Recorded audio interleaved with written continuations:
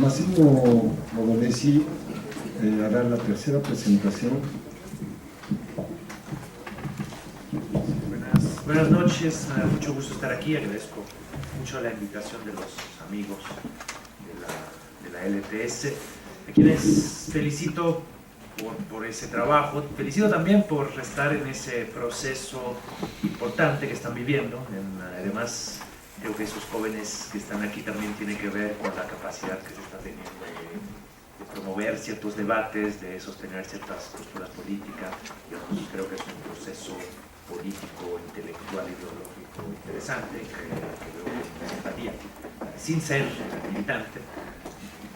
de esa corriente y de ninguna corriente del trotskismo. Entonces también creo que me hayan invitado es parte de un diálogo que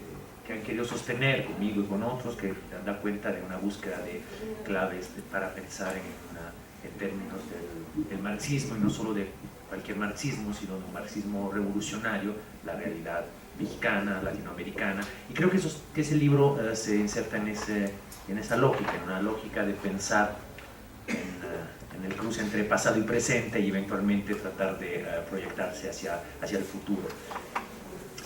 En esa tensión entre pasado y presente es donde un poco me atoré en la lectura de repente y en la presentación que voy a hacer. O sea, por un lado, la tentación de hacer una lectura histórica, historiográfica del libro, entonces de colocarlo totalmente del libro y de los escritos, digamos, eso no es un libro, es una compilación de escritos, y de colocarlos en su contexto. Y creo que ahí hay una gran densidad, es un texto muy rico, porque no es un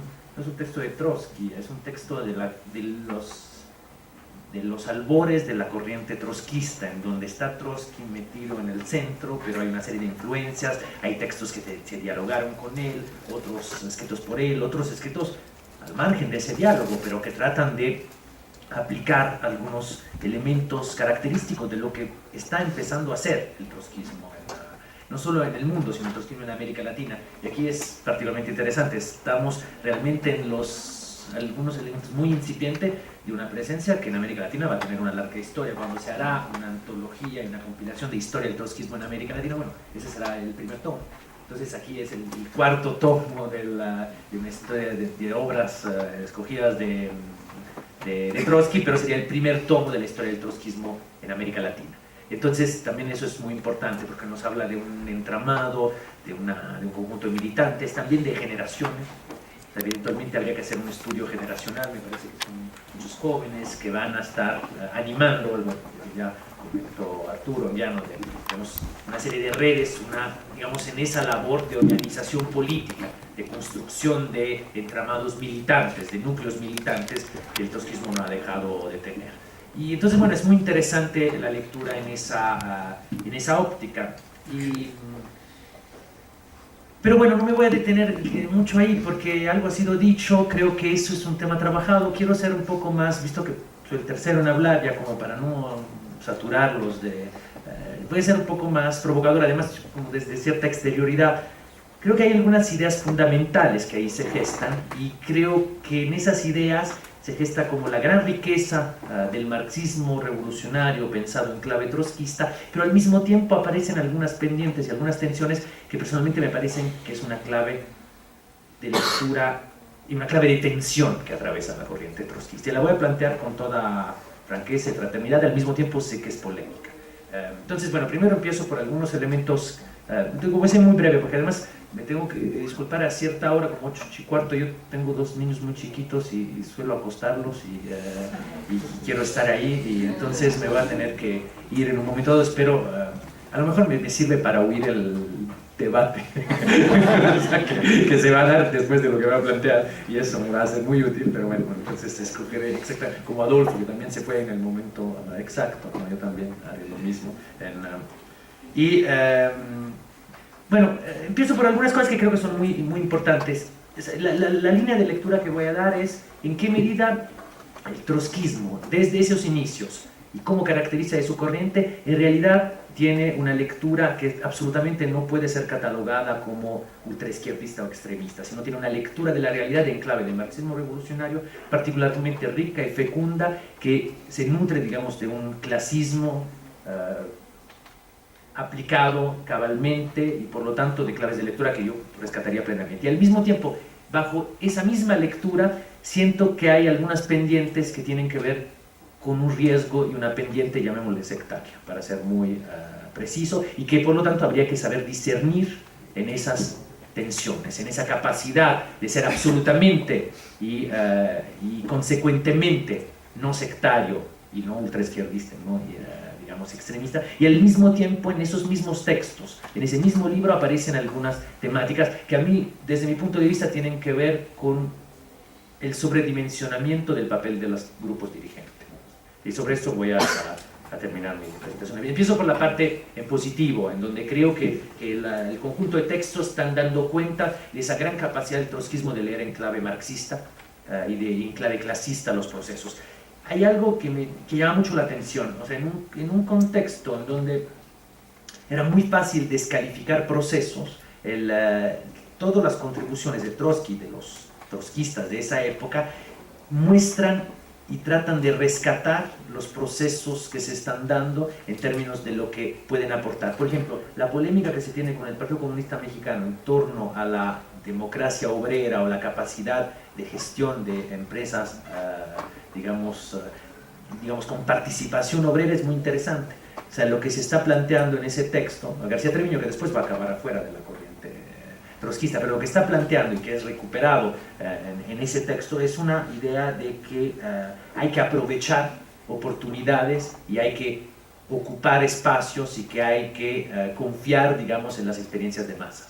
Y esa también es una clave de lectura que sirve para leer el gobierno de Cárdenas, esa idea de bonapartismo sui generis, es tratar de rescatar los aspectos progresistas sin caer en una descalificación ultraizquierdista sectaria, sin caer en la ilusión de que se está frente a un gobierno de tintes socialistas. Entonces, creo que es una lectura muy fina, que va a servir y que yo creo que ahí arranca y va a servir al trotskismo para no descalificar los movimientos de masas latinoamericanos,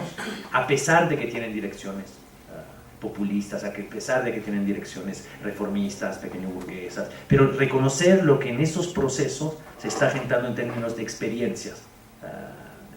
proletarias, de experiencias de clase. Entonces ahí hay, y eso se nota también en la polémica con Galicia y con los extremismos propios de ese momento del trotskismo mexicano, se nota en la relación, la misma lectura que se tiene del APRA. O sea, en el fondo hay polémicas muy duras con el APRA, pero hay como cierta entradas y salidas, trotskistas que entran y salen del APRA. ¿Por qué entran y salen del APRA? No porque estén tan marxistas revolucionarios que sienten que en el APRA hay una experiencia radical de movilización desde abajo y por lo tanto ven ahí, digamos, experiencias. Eso da cuenta de algo que pues,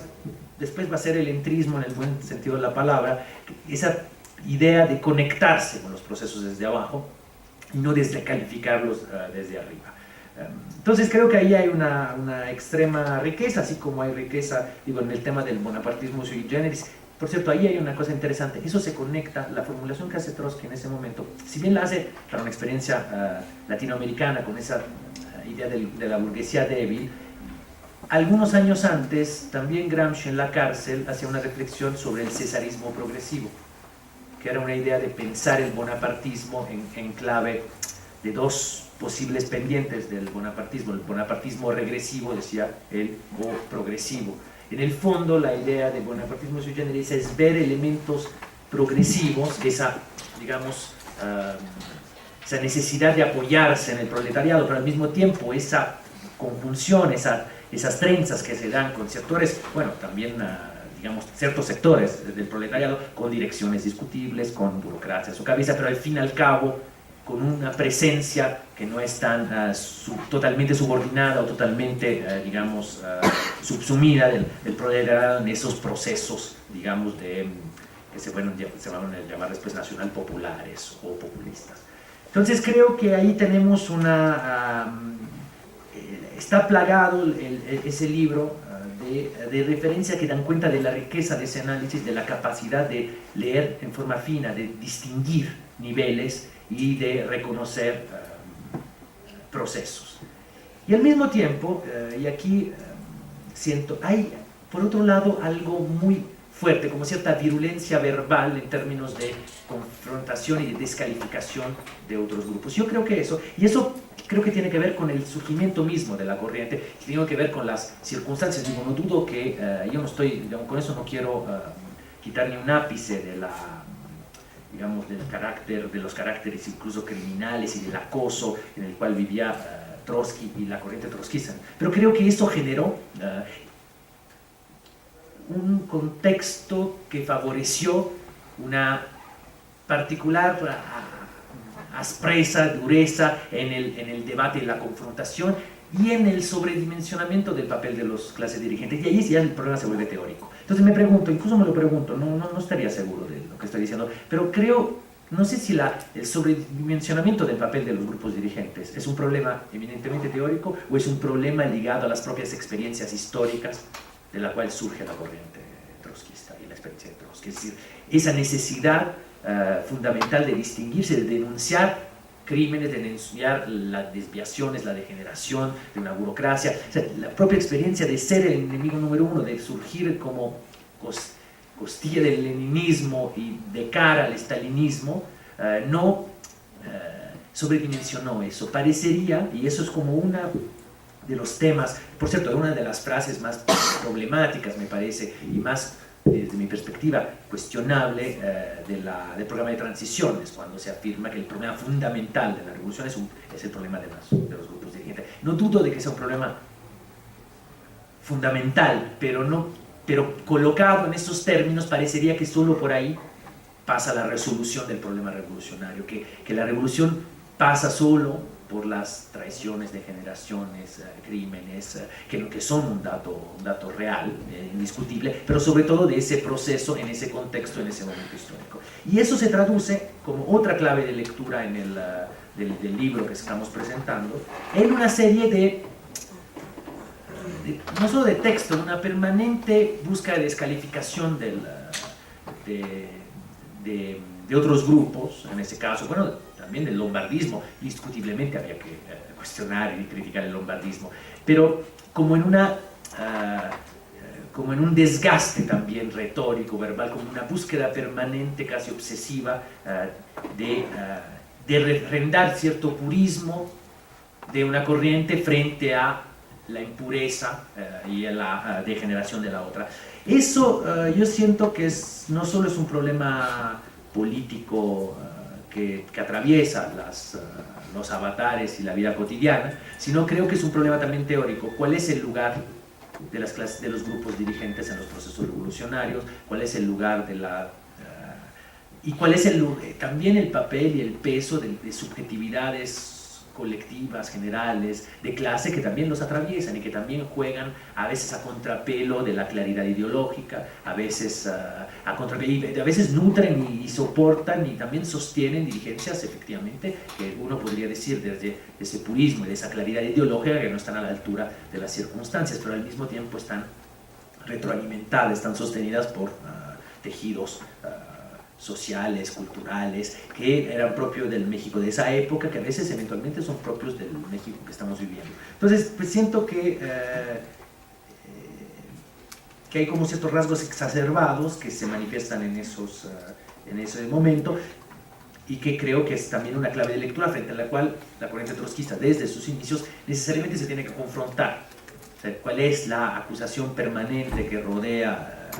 esa corriente? Es de sectarismo. Entonces, bueno, yo creo que hay muchos elementos totalmente opuestos al sectarismo en el texto que tenemos en frente, y al mismo tiempo hay rasgos de sectarismo que aflorecen en momentos, en textos en particular, sobre todo los que nos narran polémicas internas a la corriente, momentos de aclaraciones de línea, momentos de distinciones entre grupos, ciertos balances, ciertos informes sobre América Latina, etc. Entonces, bueno, siento que por lo tanto ese texto nos da muchas claves de lectura, y lo coloco una vez más como el tomo 1 de la historia del trotskismo latinoamericano, que es una historia que también hay que rastrear, construir. Hay otras obras en ese sentido que ayudan, pero es una historia que tampoco ha sido escrita o por lo menos no ha sido compilada plenamente. Hay un intento de una compilación de historia del trotskismo en Argentina, que tampoco es completo, son varios tomos. Hay pocas cosas sobre el trotskismo en Brasil, pues ahí hay casi nada sobre el trotskismo en Chile, ¿no? Pero entonces, bueno, también hay una historia del trotskismo y aquí deberíamos pensarla también a la luz de lo que nos arroja ese texto que una vez más felicito a los compañeros del CEIP, de la ETS, que nos han dado la oportunidad de tener así tan al alcance. Muchas gracias.